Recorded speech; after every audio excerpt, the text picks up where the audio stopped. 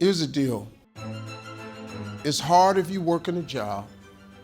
It's hard if you own your own business. You have to pick which hard you want. It's hard. If you have any aspirations to be successful, it's hard. But you know what inspired me to become successful? Because when I wasn't successful, I discovered something. It's really hard to be successful. But you know what I also discovered? It's really hard not being successful. It's really hard, man. It's hard not having a career, not having a job, not knowing what you're gonna eat next, not knowing how you're gonna pay your rent, not knowing what your next move is. That's hard. So since it's hard, you as a person just have to make the decision which one of the hards you want. Because it's all hard. But I would rather have something that's hard that has an upside and a benefit than to settle for a life that's hard and ain't no upside and ain't no benefit. Because it's hard. When I was homeless living in a car, it was hard. There was no upside, no benefit. I just said, hold up, man, whoa. I gotta get it together, man. I gotta get on track so I can make this hard count for something. You know, I know that sounds simple, but you'd be surprised how many people don't look at it that way. Well, I don't wanna do that, that's hard. Okay, but if you don't do it, it's finna be hard. I won't chase my dream, it's gonna be hard. Okay, don't chase your dream and watch how hard that is to sit in your life and realize that you wanted to do more, but you decided not to. And you got to live with that right there. That's hard, partner. That's really hard. That's really, really hard. I would rather be sick to my stomach trying as hard as I could to be what God created me to be than to sit in there and settle in my life and just have a life of mediocrity, man. I am not finna do that. I would rather put all my massive effort into being something than to sit over and have a mediocre life, man, with nothing to explain for it. And then when my life is over, they're at the funeral and ain't nobody got nothing to say. Nah, man, nah. When I leave this world, I want them to talk about what I did. At least he tried. He tried to change somebody. He tried to help somebody. He poured something into young people. He gave. You know, that's what you want to be. You ain't got to be rich or famous to do that either. But you got to matter to some damn body. You got to count to some. Teach kids, do something. But don't just sit in your life and just have nothing, man. Just, I don't want to try that. Why not? You got to try something, man. You got to jump. You know how I got land? I was homeless. And I used to fish all the time. I wasn't fishing playing, I was fishing catching fish because I drive to a rest area because I kept charcoal in my trunk. And when I got to them little grills on the side of the rest area, I'd take my charcoal and I'd fry my fish. But I was always fishing somewhere illegally because I ain't own no lake or nothing. And I catch a string of bass, probably get 6, 7 on there. Hey, what are you doing over here? Get away, get out of here. I pull my string up. Hey, them fish don't belong to you. Let them fish go. I got to take all them fish off the hook and throw it back in the water. He didn't know, man, that I'm trying to eat, but I can't break no law, so I got going by my business. So first thing I said, I told God, I said, when I get me some money, I'm gonna buy me a piece of land. Because I just want a piece of land where can't nobody run me off. I just want something I can stand on. This here piece belonged to me. So this how I did it. I was reading something one day and I said, man, how much land is on earth? So I looked it up. It's a little over 36 billion acres of land on earth.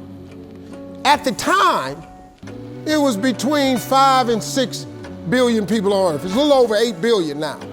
So I did a little hood math. I said to myself, if it's 36 billion acres of land and it's 6 billion people, just to me, everybody ought to have 6 acres of land. It was a scripture my mom used to tell me about all the time. She said, you have not because you ask not. So guess what I started asking for? 6 acres of land. Just wanted 6. So I messed around and got my first piece of money. I got me a check for about $115,000. So first thing I did, went to Dallas, Texas, said I'm gonna buy me some land. I found a piece of land, I thought it was perfect. Had a fishing lake at the end of it, because I love to fish. I said, man, this piece I'm gonna buy right here. Let me talk to somebody. I was with a real estate agent. I said, how much is this? He said, it's $250,000. I can't afford this. I said, I got about 115. He said, I don't think you're gonna be able to get it for that, but I'll make a call. So he called the guy. The guy said he would take 115 now and I could pay him the rest later. And before I did it, I said, hey man, let me ask you something. How much land is that? He said, oh, that's 6 acres. It was 6 acres. I got ready to sign it up. The real estate agent said, Mr. Harvey, before you sign that, I want you to think about it. I want to show you something else. So he took me over to this dude's house. I never met this guy. He came outside, he's a hillbilly. He's just country. You know, I was a little nervous. Me and hillbillies don't really, we don't normally work that good together. His name was Jerry Campbell. Turned out to be one of the nicest men I ever met. I misjudged the man. He talked to me, said, I want to show you something. And I go over there and I couldn't believe it, man. It had rolling hills on it. It had 4 lakes on it, fishing ponds. I said, man, look at this right here. How many acres is this, man? He said, 16 acres. I said, man, I can't afford nothing like that. He said, well, hold on, I'm in a tide right now. How much you got? I said, well, I was gonna do this other piece of land. I got 115 I'm gonna pay now. And if you give me a year to pay out the rest of it, I could buy it from you like that. He said, tomorrow morning, if you bring me a $115,000 check, I'm gonna give you this land. So I got the 16 acres of land the next day. So I said, wow, that's how it worked. You have not cause you ask not. I asked for 6. Soon as I was gonna buy the 6, he put some grace on it. Next thing you know, I got 16 for the same money. So I got to thinking, I got a couple partners in Cleveland that's locked up. They not getting out of prison. So I asked God, could I have a 6?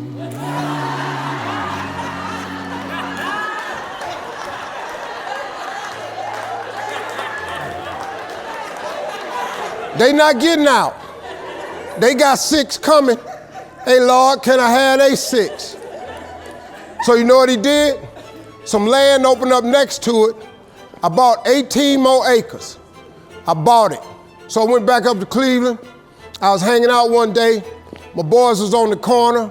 I told them, I said, look, man, I can't hang out on corners no more. I'm trying to get my TV career started. Oh, you done changed, man. This what's happening. So now you done got this little money. You done forgot where you from.